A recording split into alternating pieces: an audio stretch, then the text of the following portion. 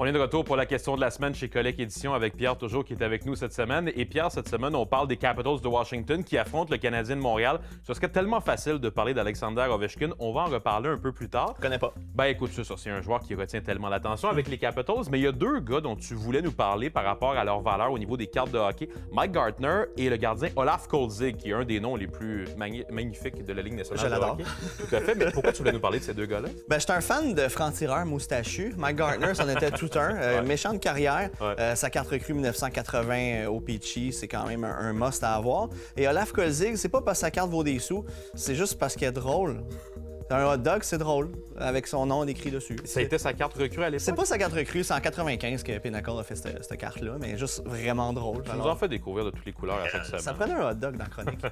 Merci beaucoup, Pierre. On va aller avec notre question de la semaine qui concerne justement les Capitals de Washington. Et on se demande qui a été le premier joueur de l'histoire des Capitals à mériter le trophée Calder, qui est évidemment remis à la recrue de l'année. Est-ce A, Alex Ovechkin, B, Peter Bondra ou C, Niklas Backstrom? La réponse après la pause.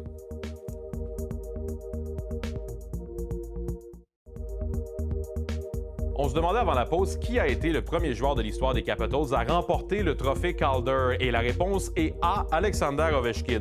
Et je suis certain que les gens à la maison, Pierre, se demandaient est-ce que c'est une fameuse pogne qui a été préparée par Collecte Édition, mais c'est bel et bien Alexander Ovechkin qui est la réponse. C'est quand même surprenant que personne n'ait gagné. Ils ont quand même beaucoup d'histoires, ce club-là. Puis il y a des bons joueurs qui sont passés, justement, Mike Gartner ou Peter Bondra qui étaient dans les choix, mais c'est juste en 2005-2006 qu'Ovi l'a eu. On parlait avant la pause de Mike Gartner et Olaf Kolzig, mais prenons quelques instants quand même pour parler d'Alexander Ovechkin. Quel est le marché de cartes pour ce gars-là? Qu'est-ce qu'il va laisser comme leg en niveau carte de hockey? Puisqu'évidemment, au niveau de sa carrière de joueur, il y en a beaucoup de choses qu'il va laisser comme leg. Exactement, mais on s'entend que Ovechkin, dans les dernières années, plus qu'il s'approche du record, là, au moment où on se parle, il va probablement avoir dépassé Gordie Howe. Ses cartes prennent beaucoup de valeur, il y a de la demande. Ça va, à long terme, ça va être, je crois, sur le marché, un joueur qui va être plus en demande que Sidney Crosby, peut-être dans 10-20 ans.